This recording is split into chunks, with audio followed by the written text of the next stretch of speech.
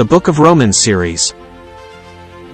Get the big picture of what "saved by grace" means for you, and understand more deeply faith, righteousness, sin, forgiveness, and other Christian cornerstone.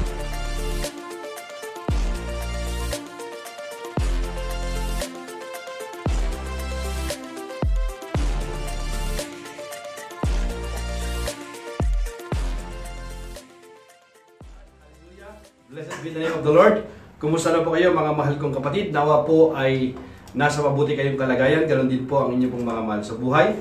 Muli po ay nandito po tayo sa atin pong Si Jesus ang Daan Bible Study tuwing Monday and Tuesday 7 p.m. So ngayon po mga kapatid, at so excited dahil ngayon ay maitutuloy na po natin yung atin pong pag-aaral in the book of Romans chapter 3. At ngayon po ay nandito tayo sa atin pong part 3.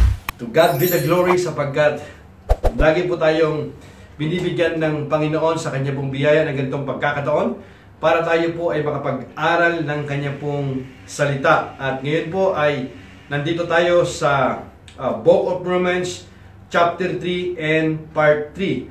Napakaganda po ang atin pong pag-aaral ngayon sapagkat ang pag-aaral po natin ay palalim po ng palalim, at bagamat medyo malalim po ito, mga deeper theology ito, ganun pa man ay binibigyan tayo ng wisdom ng banal na Espiritu ng Panginoon sa magitan ng Kanyang salita upang maunawaan po natin ng lubusan ang Kanya pong salita. Sapagkat ito pong Book of Romans, ito yung isa sa mga sulat ni Apostol Pablo na may mga sa theology. Ito yung theology ni Apostol Pablo, pagka Galatians at Romans. Pagamat kahit yung mga iba naman po, nandun po yung mga litintunin. Pero ito pong Book of Romans, pagka ikaw po ay talagang gusto mong malaman yung ebanghelyo, yung gospel ng Panginoong Hesus, yung mabuting balita, dito mo umpisahan, dito sa Book of Romans, malalaman mo ito. Pagka gusto mong malaman naman patungkol sa Panginoong Hesus, punong-puno ng aral patungkol sa Panginoong Hesus, yung John, yung sa Book of John. At pagdating naman dito sa Romans, patungkol po ito sa pamumuhay ng isang Kristiyano, yung katatayuan ng isang tao, at saan ba tayo mapupunta, paano natin makakamit ang kaligtasan, ano ba yung bunga ng ating mga kasalanan, bunga ng ating pananampalataya. Ang dami po natin pwedeng matutunan po rito sa aklat ng Romans. At ngayon po mga kapatid, dito po tayo ngayon sa part 3 ng Book of Romans chapter 3, at we're going to start in verse 21 to 31, at nandito po tayo sa last part po ng Romans chapter 3. Lord willing, makakapag-start na po tayo sa chapter 4. At bago po natin umpisahan mga mahal kong kapatid sa atin pong pag-aaral, tayo po muna ay manalangin. Samahan niyo ako sa panalangin. Dakilang Diyos, kami po ay nagpapasalamat, pinupuri ka namin, sinasamba namin ang iyong dakilang pangalan. Tinataas namin, Panginoon, ang inyo pong kalalwatian, Panginoon. Tinataas namin ang iyo pong pangalan sapagkat ikaw ang Diyos na banal. Wala kang katulad. Kaya po, Panginoon, sa amin pong pag-aaral ng mga dulang ng iyong salita, dalangin po namin na kami po ay iyong pakalinisin. Kami po ay humihingi ng tawad sa amin pong mga pagsalansang, sa amin pong mga nagawang kasalanan na hindi po naging kalugod-lugod sa inyo. Salamat po sapagkat kung amin pong ipapahayag ang aming kasalanan, kami po ay buong pusong magsisisi, patatawarin mo ang aming mga kasalanan at lilinisin mo kami sa lahat ng aming kasamaan. At Panginoon, umaasa kami, Panginoon, sa iyong biyaya, sa iyong habag, sa iyong kapatawaran na ikaw ang nangako na kami nga po ay makasusumpong ng iyong abag at ng biyaya at ng iyong kapatawaran sapagkat ikaw ang Diyos na nangako na tumutupad sa iyong mga pangako. Marami pong salamat sa aming pag-aaral, Panginoon. Gamitin mo ang iyong lingkod bilang instrumento lamang. Ikaw ang siyang makita, ikaw ang siyang makapurihan sapagkat sa sarili kong kakayahan, Panginoon, wala po akong magagawa, but I can do all things through Christ who give us strength. So right now, God, we thank you for your anointing. Release your anointing. Even sa aking mga kapatid na nanonood ngayon, release your anointing, O God, sa pangalan ni Jesus. Amen. Hallelujah. Purihin po ang Panginoon. Hallelujah. Blessed be the name of the Lord. Let's start mga kapatid. Wala po tayong mga pupuntahan ditong mga ibang mga talatang mga cross-reference sa Romans chapter 3. Verse 21 to 31, kundi dyan lamang po tayo pupunta. Hindi po tayo pupunta sa ibang mga talata. Maganda kung meron po tayong mga pupuntahan para to support, pero mag-focus po tayo rito sapagkat itong simula dito sa 21 hanggang 31 mga kapatid, dito pa lamang ay marami na po tayong mapupulot na aral. Ano? Ito nga, ang sinasabi sa verse 21. Let's start. In verse 21.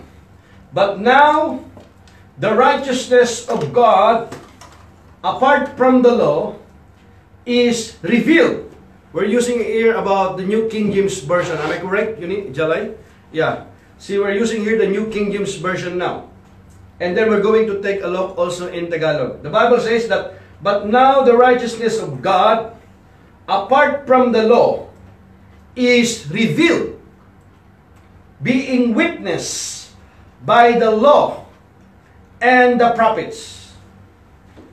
Even the righteousness of God through faith in Jesus Christ to all and on all who believe.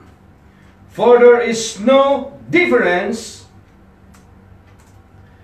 for all have sinned and fall short of the glory of God, being justified freely by His grace through the redemption that it is in Christ Jesus. Hallelujah. Now, let's take a look in verse 21 to 24 sa Tagalog. Ngunit ngayon, nahayag na kung paano ginagawang matuwid ng Diyos ang tao. Pansinin nyo ha, kung paano ginagawang matuwid ng Diyos ang tao. Sapagkat ito po yung katanungan po ng marami. Noon hanggang ngayon. Simula sa lumang tipan hanggang sa bagong tipan. Alam niyo po mga kapatid, ano? Sa lumang tipan, there's nothing wrong about po doon sa law, sa lumang tipan. Kung masunod mo yung lumang tipan, masunod mo lahat yon. Simula nung ikaw ay nilalang dito sa mundong ito hanggang sa kamatayan. Complete. Perfect. Pag nasunod mo lahat yon, ikaw ay naging matuwid sa paningin ng Diyos. Pero pag ikaw ay lumabag sa isa lamang doon, lumabag na sa lahat. Even sa bagong tipan, mga kapatid, kung titingnan po natin yung mga katuruan po ng Panginoon, sa mga napakagandang mga turo ng Panginoong Yesus, ano? Yung walang kupas na katuruan ng Panginoon, yung mga Sermon of the Mount. Simula lamang doon sa Matthew chapter 5, Matthew chapter 6, and Matthew chapter 7. Sa Sermon of the Mount, ano, yung mga punong-puno ng kapangyarihan at karunungan na walang kupas na aral. Wala pong makasunod doon eh. Sa mga aral na yon, alam niyo po mga kapatid, ano? Yung, pakinggan nyo, yung kautusan mga kapatid, yung kautusan kung inyo pong pag-aaralan mga kapatid ay wala naman talagang ano eh, makasunod doon ng perpekto. Yung kautusan actually, nakadesign upang makita ng tao na siya nga ay mayroong pangangailangan. Pinapakita doon na ang tao ay mayroong pangangailangan. Ipinapakita ng kautusan na ang tao na hiwalay sa Diyos ay hindi siya, kahit anong gawin niya, hindi siya magiging matuwid sa paningin ng Diyos. Ngunit ngayon, sabi ganoon, nahayag na kung paano ginagawang matuwid ng Diyos ang tao. Paano? Paano kaya yun? Paano nagiging matuwid ang tao? Sinasagot din po ng Biblia mga kapatid. Ngunit ngayon, nahayag na kung paano ginagawang matuwid ng Diyos ang tao. At pakinggan niyo po mga kapatid. Ang sumulat po nito ay si Apostol Pablo. Si Apostol Pablo po ay isa po sa mga expert of the law, sapagkat isa rin po siyang Pharisees. Siya nga ay isa sa mga disipulo ni Gamaliel, teachers of the law. At ang mga naunang Kristiyano mga kapatid, na unang nanampalataya sa Panginoon, ay mayroon po silang background ng Judaism. Bago po napunta sa mga hintil ang mga Kristiyano. Pero una po ang mga Judaismo. Ibig sabihin, mayroon po silang background. Alam po nila ang kautusan.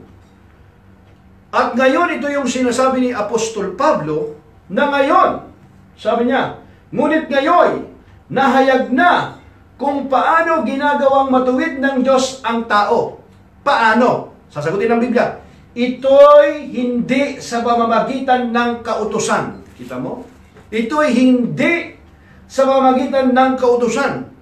Bagaman ang kautusan at ang mga propeta ang nagpapatotoo tungkol dito. Kahit pala, even the prophets and the law testified also.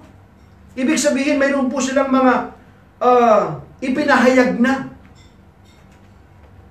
sa mga pananalitang ito, sa talatang ito, sa sinasabi ni Apostol Pablo, ginagawang matuwid ng Diyos ang lahat sa pamamagitan ng kanilang, pakinggan nyo, pananampalataya kay Hesukristo, walang pagkakaiba ang mga tao.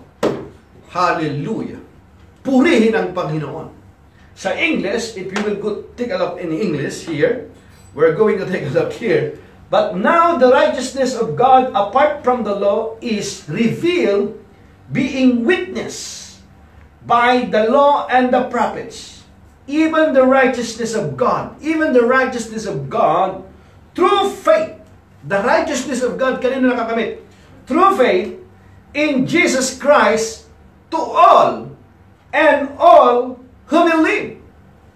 For there is no difference.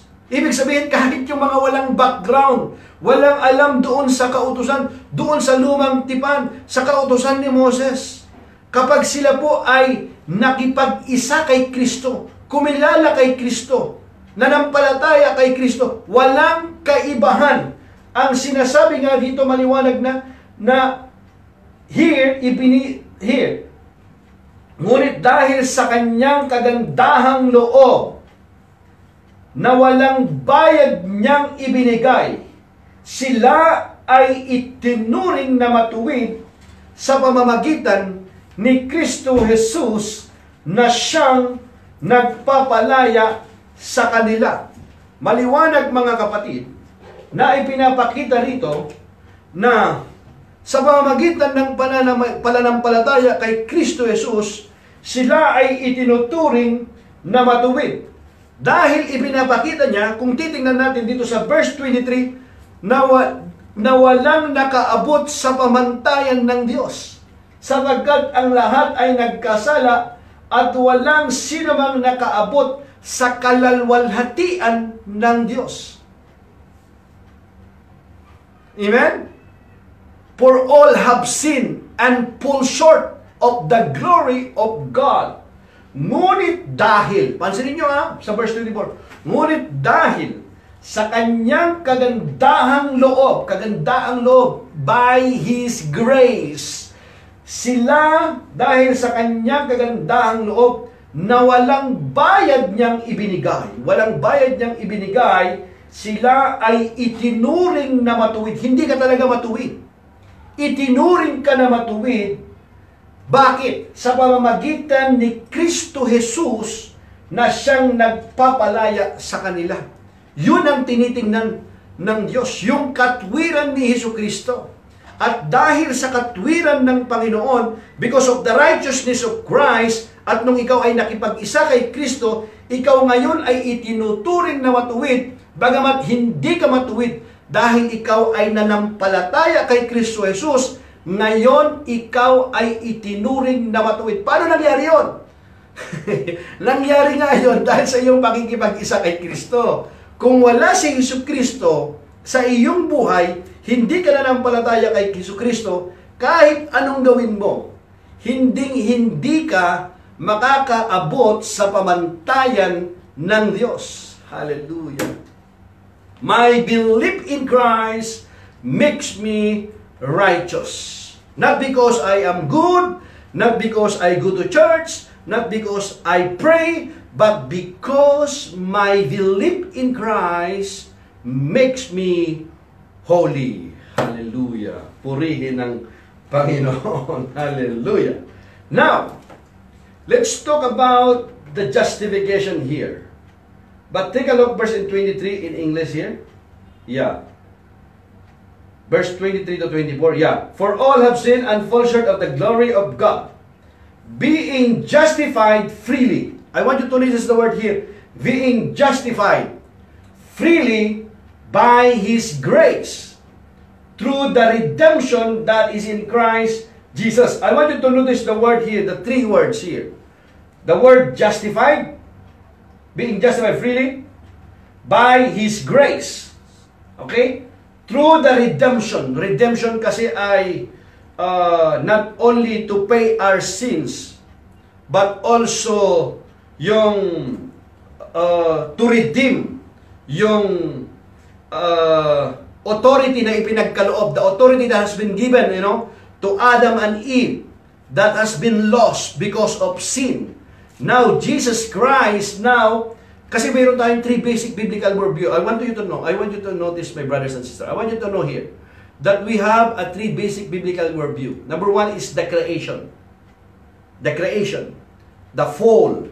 Yung fall, yung pagbagsak. Pagbagsak kailan? Yung pagpasok ng kasalanan. Nung bumagsak ang tao sa mamagitan ng kasalanan. The fall and then the redemption. The redemption is what? Para bayaran yung kasalanan at yung authority na nawala because of sin, that is to take back also. Kaya nga ang nakipag-isa kay Kristo ay itinuturing na bago na siyang nilalang.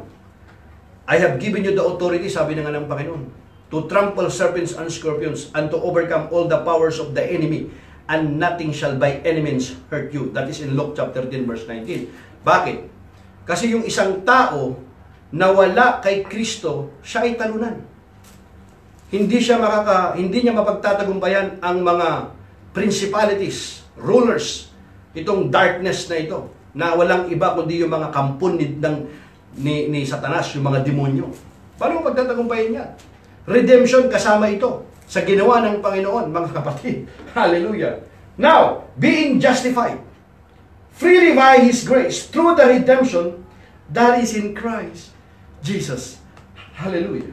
Now, the word justification, if we notice here, this is in a court of law. Isa sa ito sa mga definition nito.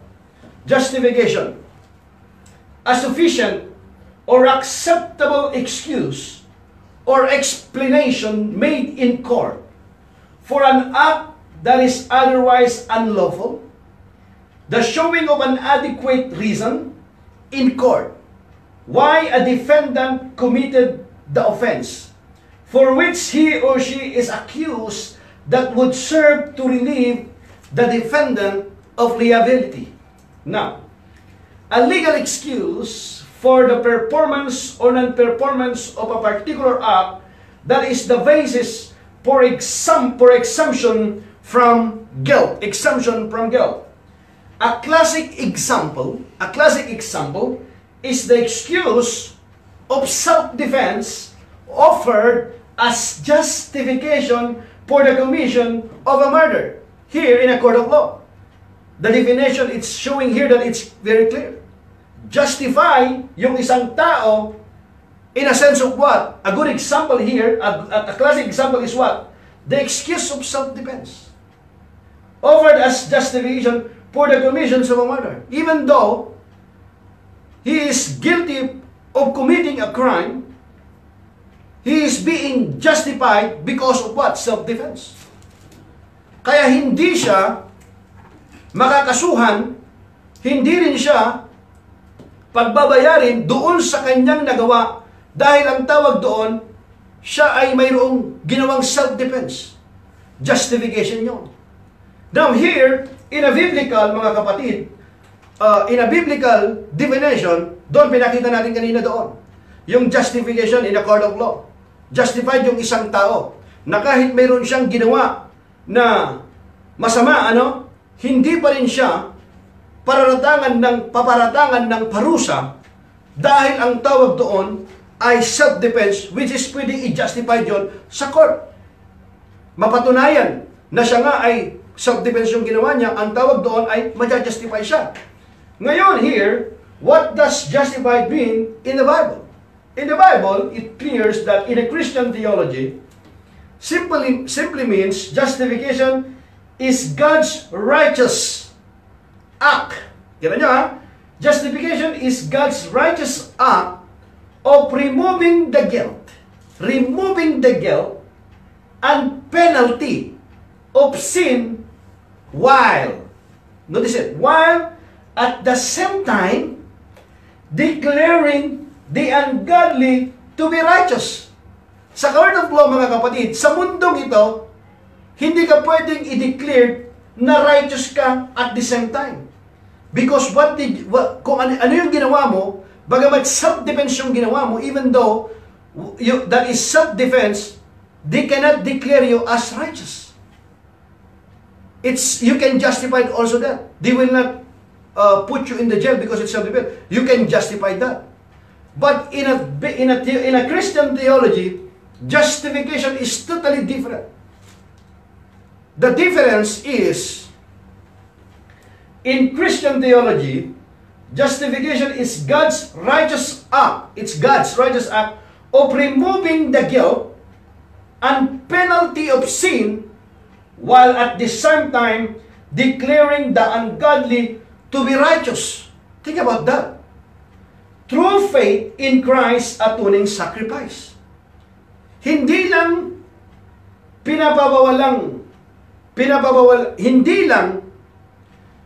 hindi ka lang pinagbabayad doon sa iyong kasalanan, pinawalang, ang tawag ito, here.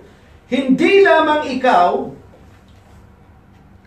yung penalty ng sin mo, hindi lang tinatanggal, hindi lang tinatanggal yung kasalanan mo, hindi ka pa pinagbabayad doon sa kasalanang nagawa mo, bagkus, pakinggan nyo to, itinuturing ka pa na matuwid sa kabila ng iyong ginawang kasalanan. Paano nangyari yon? Through faith in Christ's atoning sacrifice. Yan yung justification. Matindi po ito, mga kapatid, Very clear po ito, mga kapatid. God's righteous act po yan, Lahat po yan, galing po sa Panginoon yan. Kaya wala kang maipagmamalaki dyan. Wala po tayong na-contribute po dyan, mga kapatid. Yung guilt mo, yung penalty ng kasalanan mo, tinatanggal na. Yung kasalanan, yung kabayaran ng iyong kasalanan, tinatanggal na. Ganon din naman, ikaw pa ay pinapahayag ka pa na matuwid at the same time. Ipinapahayag ka pa, declaring the ungodly to be righteous. Think about that. Through faith in Christ's atoning sacrifice. Sa magitan lamang yan ng pananampalataya. Kaya nga, yan, mga kapatid, maliwanag ito. Makikita natin. Whom God's here, pansinin natin mga kapatid, go back there in 21. Yeah, here in 21. Dito mapansin natin mga kapatid, ikaw ay itinuturing ka pa na matuwid. Sa kabila na dapat mong pagbayaran yung kasalanan. Kasi guilty ka talaga Nagawa mo hindi ka nakaabot sa pamantayan ng Diyos. Ngayon, yung justification yun, dahil sa iyong pakikipag-isa kay Kristo, dahil sa iyong pananampalataya kay Kristo, hindi ka lang pinawalang sala, pinawalang sala ka na, ikaw pa ay declared righteous. Bagamat ikaw ay unrighteous, bagamat ikaw ay ungodly, dahil sa iyong pakikipag-isa kay Kristo. Hallelujah. Thank you for the grace. Kita niyo po yan, mga kapatid. Ang ginawa ng Panginoon sa atin, purihin ang Panginoon. Ito yung mystery na hindi talaga kayang gawin ng sinumang tao. Ito yung ipinapahayag ni Apostol Pablo. Ito yung inyong mga gawa, hindi makaabot sa pamantayan ng Diyos. Ngayon, sinasabi ni Apostol Pablo, ito yung sinasabi ko sa inyong ebanghelyo, ito yun. Na yung justified nga, pag sinabi mong justified, hindi lang kasi hindi ka lang pinapawalang sala, bagkus ikaw pa ay ipinapahayag na matuwid, na bagamat hindi ka matuwid. Parang ganito yon, ano? Yung katwiran ng Panginoon, ay ibinigay sa iyo. Kasi hindi ka talaga makatwiran. Ibinigay niya sa iyo yung katwiran niya, ano? Kaya ngayon, ikaw ngayon ay declared ka. Righteous, declared ka righteous. Tinanggal pa yung iyong, yung penalty ng iyong kasalanan. Hallelujah. Now, we're going to take a look here about also the word propitiation in verse 25. Alam niyo mga kapatid, itong justification kasi, yung doctrine ng justification, reconciliation, propitiation, ano to at least mga different mga topic ito na at least 1 hour kung pag-aaralan natin itong lahat ito. But for the sake of time mga kapatid, hindi natin pwedeng puntahan lahat ito Lord willing, pupuntahan natin ito isa-isa. Ngayon here in 25, sabi niya, when God set forth as a propitiation. We're going to explain the word propitiation. I send you the definition.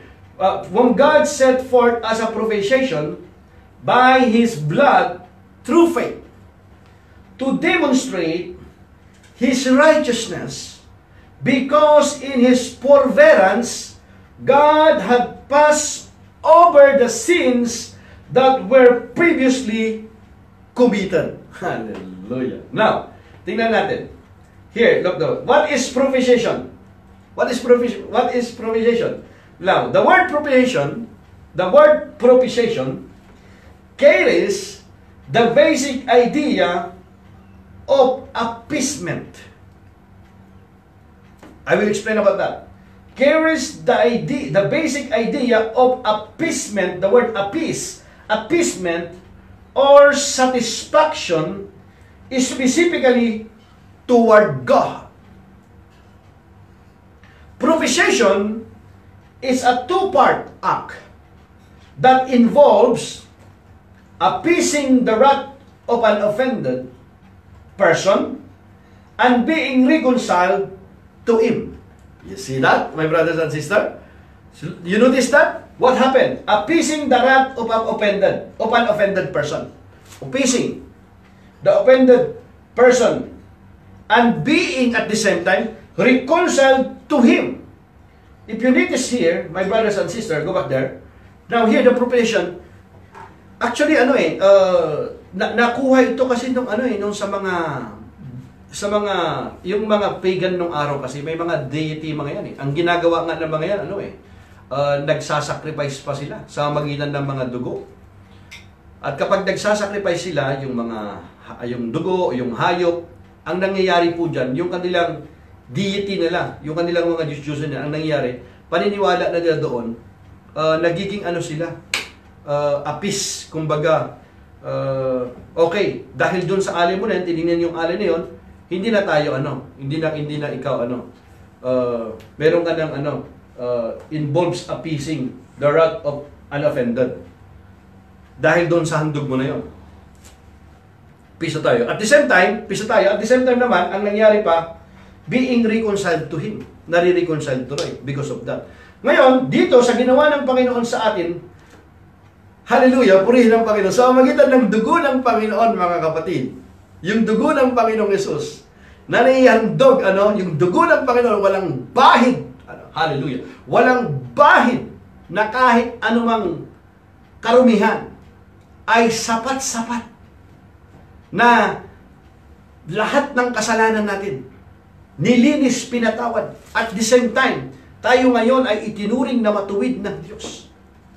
Hindi dahil tayo ay mabuti, kundi dahil mabuti ang kanyang bugtong na anak. Mabuti ang Panginoon. Hallelujah.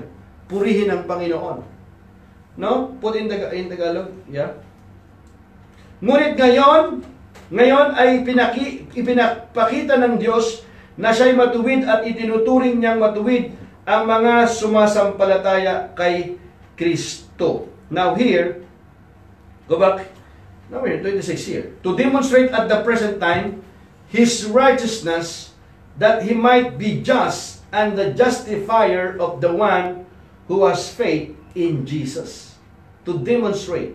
To demonstrate at the present time His righteousness, that He might be just and the justifier of the one who has faith in Jesus. Now look here in Tagalog sa 26, kung titingnan po natin, na foot, Tagalog 26, next.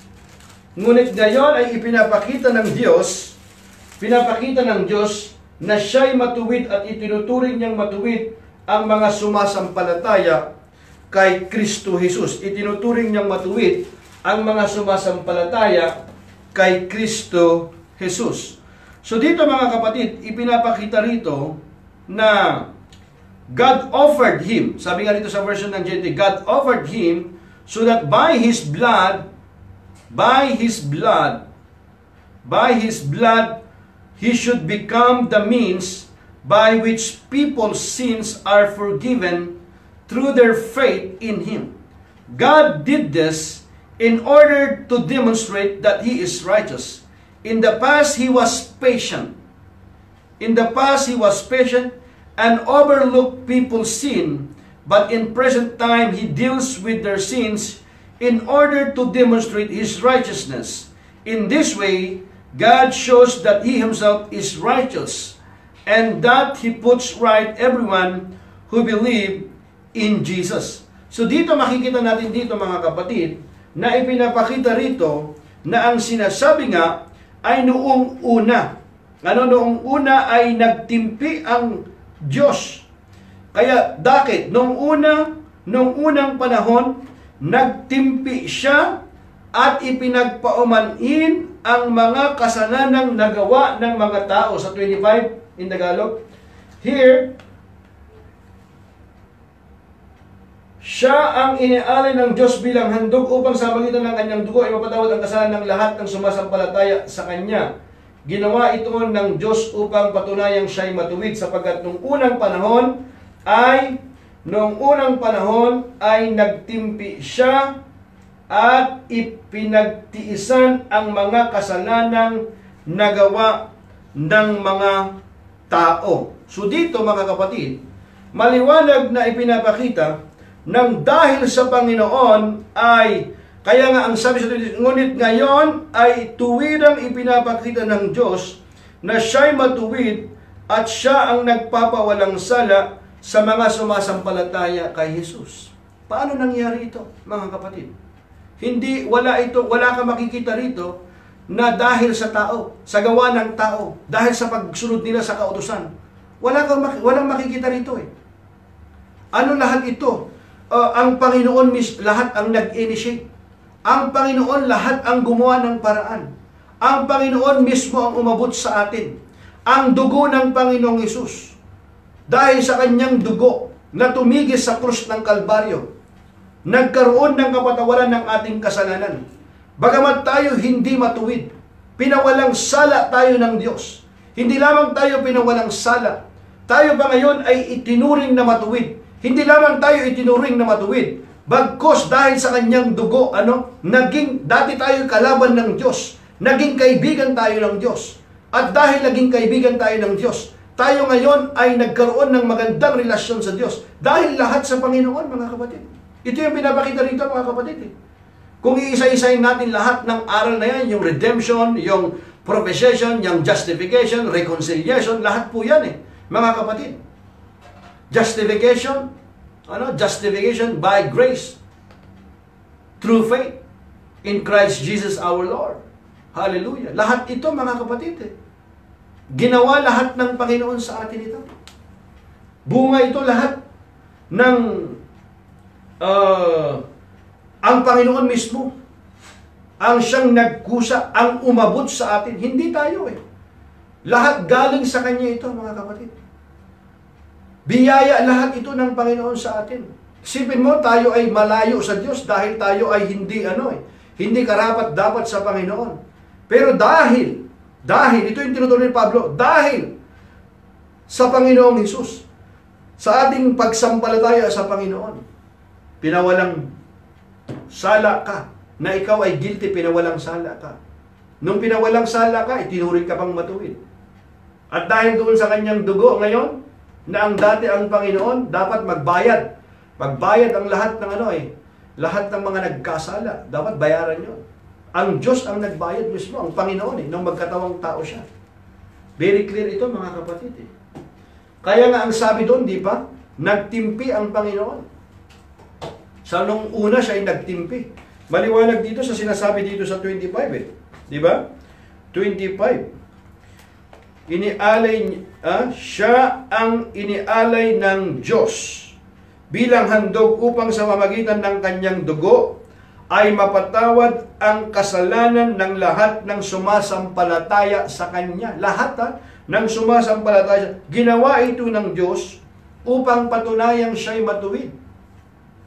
Nung unang panahon nagtimpi siya at ipinagpaumanhin ang mga nagawang kasalanan ng mga tao. Nagtitimpi din pa pala ang Panginoon. Ano?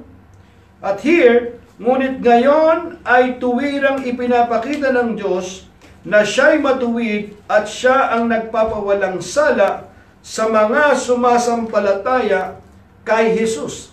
Kaya yung tao ngayon, kung ayaw pa rin manampalataya sa Panginoong Jesus, yung pagtitimpi na yun, wala na yun eh.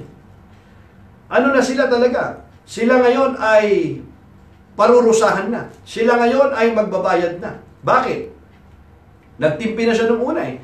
Binigyan ka na ng maraming pagkakataon.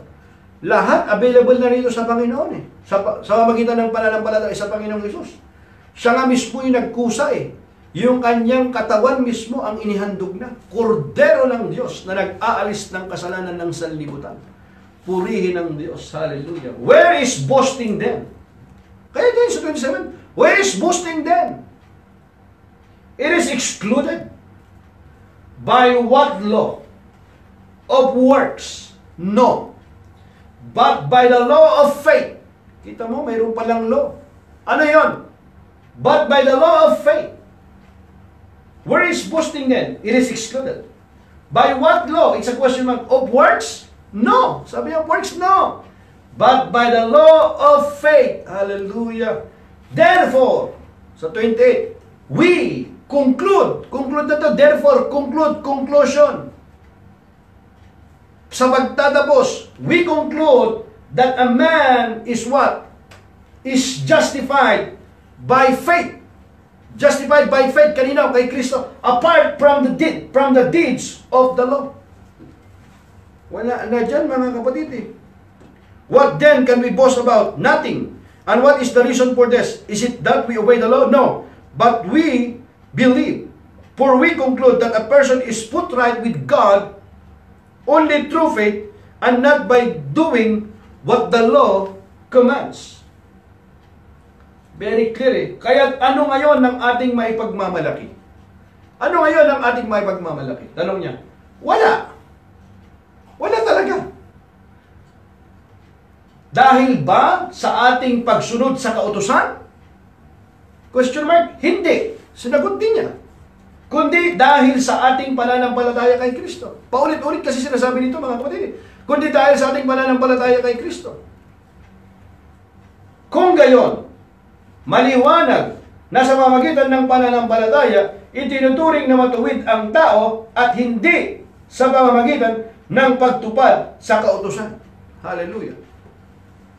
Purihin ang Panginoon. Yes, mahalaga yung mga 10 utos na yan, mga kapatid, yung 10 Commandments, Sermon of the Mount, lahat po yan, mahalaga naman yan eh.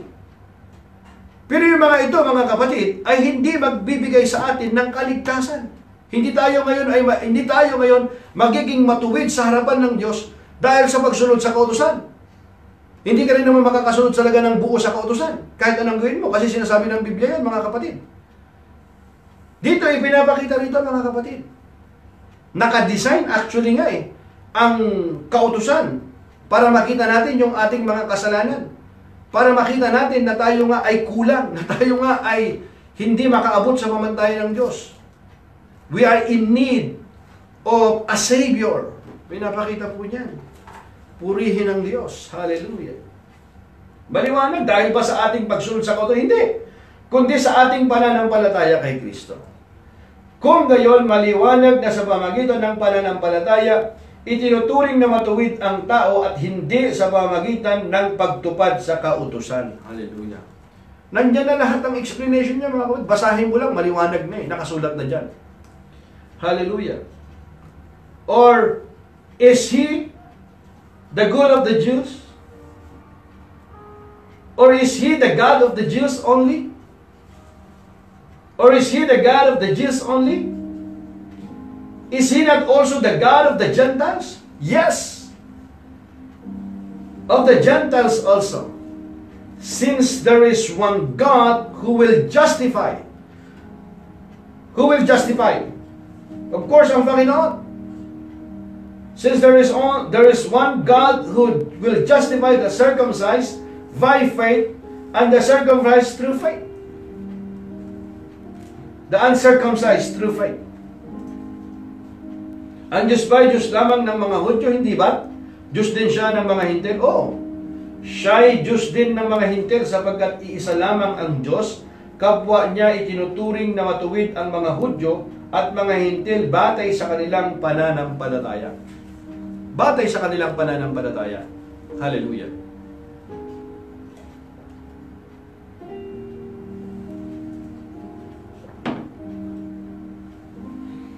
Do we then make void the law through faith? Ito yung tanong ngayon. Okay, ngayon, walang nakasunod sa kautusan. Hindi ka magiging banal, hindi ka magiging matuwid, hindi ka magiging ganap dahil sa kautusan.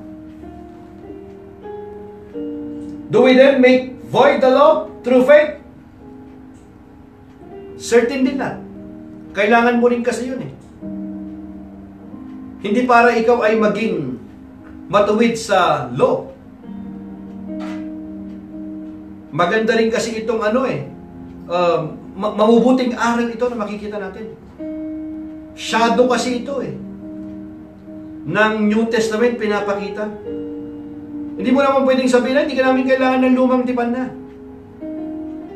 Kasi ang bagong tipan, pag pinag-aaralan mo, binabasa mo ang mga bagong tipan, mga kapatid, marami rin siyang tinutukoy patungkol sa lumang tipan. Pinapakita niya rin dito. Pero sinasabi niya, sa Old Covenant, hindi ka magiging matuwid doon. Dito sa bagong tipan, ipinapakita, dito mga kapatid, sa pananampalataya lamang sa Panginoong Hesus. Hindi totoo itong Biblia na ito, mga kapatid. Kung pwede kang maging matuwid sa harapan ng Diyos, makamit mo ang kaligtasan, liban sa Panginoong Hesus, wala. Ang sinasabi po ng Biblia, mga kapatid, there is only one way. There is only one door. Marami kasing nagsasabi, there is not only one way. There is so many way. Hindi ganoon, mga kapatid, ang sinasabi kasi ng kautusan eh. Sinagot na natin nakaraan yan sa Romans chapter 2. Paano naman yung mga hindi nakaalam ng salita, walang Biblia nung araw, hindi nakaalam ng Ebanghelyo. Dito sila, sa kanila, may konsensya yung tao eh. Mayroon kasing nilagay ang konsensya ang Panginoon eh. Tingnan mo, halimbawa, bigyan kita ng halimbawa. Hindi niya kailangan mabasa na masama nga ang magpakamatay at pumatay ng tao. May konsensya pa lang eh. Yung conscience mo, sinasabi na masama yun. Alam naman ng Diyos kung paano sila abutin eh. Pero ngayon, mga kapatid, ang daming pwedeng paraan para ikaw ay masumpungan mo ang katotohanan, ang aral patungkol sa Panginoon. Ang tao lang kasi ngayon talaga, hindi na nila hinahanap ang katotohanan. Ang katotohanan kasi hindi yan lalapit lang sa iyo eh. Saliksikin mo, hanapin mo. Kaya nga maraming mga itinalaga ang Panginoon, ang kanyang mga disipulo, na kanyang ginamit na talagang ipangaral ang kanyang ebanghelyo. Kasi ito po yung kailangan ng tao, yung kaligtasan eh. Do we then make vow the law through faith? Do we then make void? Void. Do we then make void the law through faith? Certainly not. On the contrary, we establish the law. Hallelujah. Pinapawalang saysay ba namin ang kautusan? Dahil sa pananampalatayang ito, hinding-hindi. Sa halip, pinapagtibay pa nga namin ito. Pinapagtibay pa nga namin ito. Hindi niya sinabi, sa halip, sinusunod pa namin ito. Hindi, iba kasi pinapagtibay mo eh. Kasi, yung biyaya kasi ng Panginoon, pag nalaman mo na yung biyaya ng Panginoon, sa pagsunod mo doon sa kautusan, hindi Iisipin mo, hindi kailangan ko sundin itong kautusan para ako'y maging matuwid sa harapan ng Panginoon. Hindi na ganoon eh. Yung grace, pag natanggap mo yung biyaya ng Panginoon, yung dahil sa biyaya ng Panginoon na napasa iyo ngayon, yung kautusan ng Panginoon ngayon sa iyo, hindi ka na mahihirapan na sundin yun. Bakit? Higher kasi standard ng Panginoon eh. Dati sa law, para ikaw ay magkasala, kailangan ikaw ay mangalunya. Mahuli ka. Sa New Testament, pagdating sa Panginoong Hesus, hindi mo pa ginagawa eh. Tumingin ka pa lamang. Nag-isip ka pa lamang na hindi masama. You already commit murder. Sa puso mo pa lamang yun, ha? Sa isipan mo pa lamang yun, you already commit adultery. Dito mga kapatid, ipinapakita na pinapagtibay na kung saan hindi na tayo nasasaklaw ng kautusan. Saklaw tayo mga kapatid ng kautusan ng Panginoong Hesus. Ang Panginoong Hesus, tinupad niya na lahat to eh. Tinupad na ng Panginoon. At dahil sa pagtupad ng Panginoon doon at sa pakikipag-isa natin ngayon mga kapatid, tayo ngayon ay itinuring ng matuwid. Itinuring na matuwid dahil sa katwiran ng Panginoon, sa pakikipag-isa natin sa Panginoon. Ito po ang kailangan natin mga kapatid. Ang kailangan lang natin mga kapatid, sa pagtatapos natin dito sa chapter 3 na ito, isipin natin mabuti lang mga kapatid. Kahit anong gawin ng tao, hindi natin kayang abutin ng Diyos. Siya po ang umabot po sa atin. Biyaya lang, dahil lamang sa biyaya ng Panginoon, kapatid. Kung wala ang biyaya ng Panginoon, hindi ka rin makapanampalataya. Lahat ang Panginoon ang nag-initiate. Siya yung gumawa ng paraan. Hindi kasi likas sa atin na hanapin natin ang Diyos. Hindi likas sa atin na paglingkuran natin ang Diyos. Hindi likas sa atin yon. Walang naghahanap sa Panginoon. Wala eh. Ang Panginoon ang gumawa ng paraan. Kaya tayo sumampalataya sa Kanya. Ngayon, binibigyan naman tayo ng kapanatagan ngayon ng Panginoon. Ngayon, hindi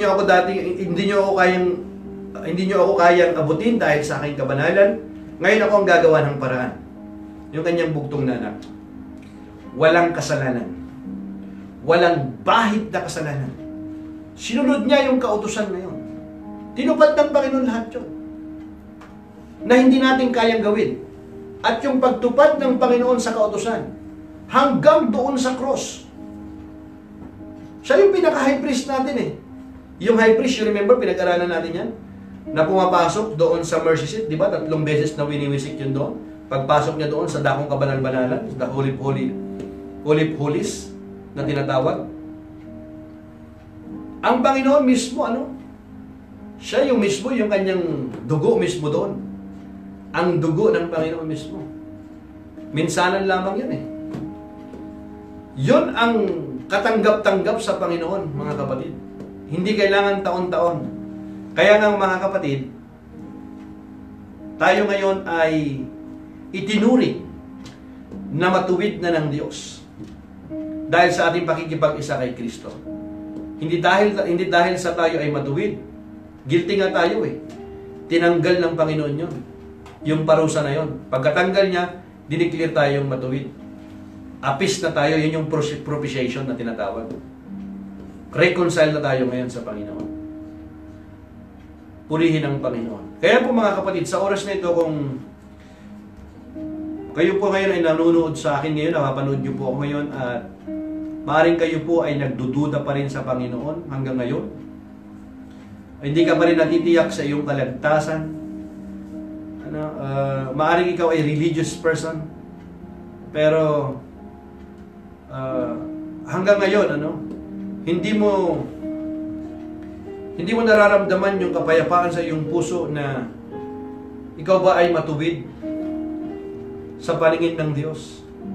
Kasi maaaring ikaw ay pinipilit mo na maging matuwid sa paningin ng Diyos. You try your best sa pamamagitan ng mga ritual, sa paggawa ng mabuti, sa pagdarasal. Maaaring ginagawa mong lahat ng yun. Pero sa kabila ng lahat ng mga yun, mga kapatid, magaganda ang mga yun. Pero sa mga ginagawa natin yun, mga kapatid, hindi iyon ang magbibigay sa atin ng katwiran sa Diyos. Hindi sa ating mga ginawa, kaya tayo ngayon ay naging matuwid sa paningin ng Diyos. Tayo ay magiging matuwid lamang sa paningin ng Diyos sa ating pakikipag-isa kay Kristo. At nung tayo po'y nakipag-isa kay Kristo, itinuri na tayo ng matuwid ng Diyos. Ano ngayon yung ating mga mabuting gawa? Yung mabuting gawa ngayon ay ito ay mga bunga na lamang ng ating pananampalataya. Kaya tayo ngayon nakagawa ng mabuti dahil tayo ngayon ay mayroong bagong buhay na tinanggap sa Panginoon. Nangangahulugan man ito na hindi na tayo nagkakasala? Paminsan-minsan nagkakasala pa rin tayo. Bakit? Kasi nabubuhay pa rin tayo sa mundong makasalanan ito. Pero kagandahan mga kapatid, mayroong banal na espiritu na nanahan sa atin na nagbibigay ng conviction sa atin. Kaya hindi tayo nagpapatuloy sa kasalanan, bagkus tayo ay nalulungkot. Humihingi tayo ng tawad kapag tayo nakagawa ng kasalanan. Hindi tayo nagpapatuloy sa kasalanan. Bakit? Kasi ang talagang nais nila ay bigyan ng kaluguran ang Diyos na umibig sa kanila at nagbigay ng buhay sa kanila. Kaya mga kapatid, huwag po nating pagdudahan ang salita ng Diyos.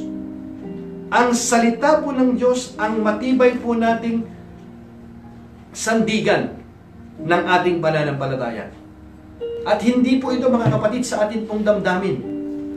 Sa ating damdamin na nagbabago, kundi ito ay sa pamamagitan po ng salita ng Diyos na Kanyang ipinangako na kung tayo nga ay nakipag-isa kay Kristo, mga kapatid, sa pakikipag-isa natin kay Kristo, tayo ay itinuturing na matuwid ng Diyos. Hindi ito sa pagsunod sa kautusan, hindi rin ito sa ating mga gawa, kundi dahil sa biyaya ng Diyos. Yung Kanya pong righteousness na ipinagkaloob po sa atin. Kaya sa oras na ito, mga kapatid, maaring ikaw ngayon ay hindi ka namumuhay ngayon sa liwanag.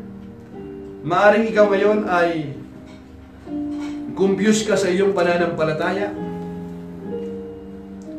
O maaring naman sa oras na ito ay hindi maayos ang iyong relasyon sa Panginoon, o maaring hindi maayos ang iyong relasyon sa iyong kapwa o sa iyong mahal sa buhay. O maaaring nakagawa ka ng kasalanan na hiningi mo na ng tawad sa Panginoon. Pero tuwing naaalala mo ang kasalanan iyong nagawa ay nararamdaman mo yung guilt. At ito yung nagiging dahilan kung bakit hindi ka makalapit sa Panginoon. Maaaring ine-inject sa iyo ng kaaway na ine-inject sa iyong isipan ni Satanas na hindi ka karapat-dapat kasi sa iyong kasalanan iyan. Mga kapatid, tayo man ay laging nasa loob ng simbahan o nasa labas tayo ng simbahan, bawat isa po sa atin, kailangan po natin ng biyaya ng Diyos at hindi tayo makakalapit sa Diyos kung wala ang Panginoong Hesus at kung wala ang biyaya ng Diyos sa atin. Pareho nating kailangan ng habag at biyaya ng Diyos. Kaya kung ako'y napapanood mo ngayon, ano man ang iyong nakaraan, ano man ang iyong buhay, tinatawag ka ng Diyos. Ito yung panahon na ikaw ay lumapit sa Panginoon. Come as you are. Don't wait for another time. Don't wait for another day. Baka wala nang, hindi na dumating yung panahon na yon. Ito yung tamang panahon. Maaari naman ngayon, hindi mo kayang iwan ang kasalanan na yan. Maaring yan ay relasyon, maling relasyon, na nagiging dahilan ng paglalayo ninyo ng Panginoon.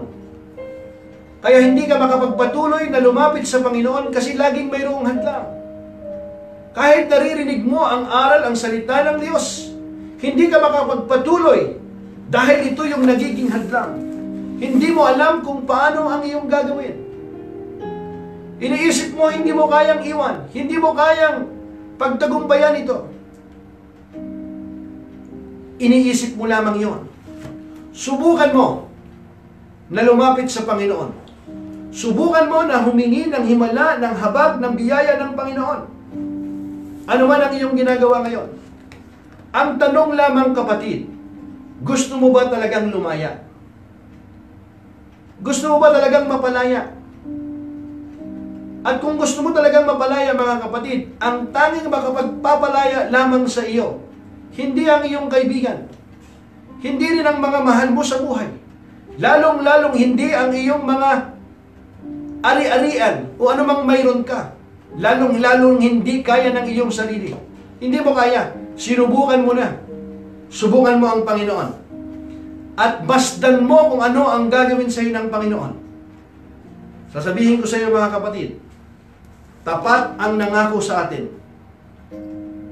Hindi kanya iiwan, hindi kanya pababayaan. Kahit anong mangyari, mga kapatid, hindi ka bibitawan ng Panginoon. Kumapit ka sa Kanya. Kasi pag kumapit ka sa Panginoon, mas mahigpit ang kapit niya sa iyo. Would you come to Jesus today? Would you surrender your life to Christ today? And not turning back. And when you come to Christ today, whoever you are, whatever your past, give your life to Christ. Completely. Surrender your life to Christ. Lahat. Mga kapatid, ginawa ko po yun. Ginawa na po ng marami yun. Binago ng Diyos ang kanila pong buhay. Kayang baguhin ng Diyos ang iyong buhay. Alam niyo ba, mga kapatid, may mga tao sa paligid mo na ayaw talaga nila na isuko mo ng lubusan ang buhay mo kay Kristo. Kahit dahil alam ng taong yan na kapag isinuko mo ng lubusan ang buhay mo kay Kristo, ikaw ay lalakad na sa liwanag at hindi na lalakad sa kadiliman. May mga tao na ayaw na ikaw ay lumakad doon sa katwiran. Pilit ka nilang hinihila. Mga kapatid, buksan mo ang iyong mga mata. Ito yung tamang panahon. Ito yung tamang pagkakataon na lumapit ka sa Panginoon. Isuko mo ang iyong buhay. Kapatid, mahal ka ng Diyos. Purihin ang Panginoon. Muli po, mga kapatid, ako po'y nagpapasalamat at patuloy po namin kayong ipinapanalangin. We love you and sumayin niyo po ang kapayapaan po ng Diyos. Lord willing, let's see you tomorrow, same time. God bless po, mga kapatid.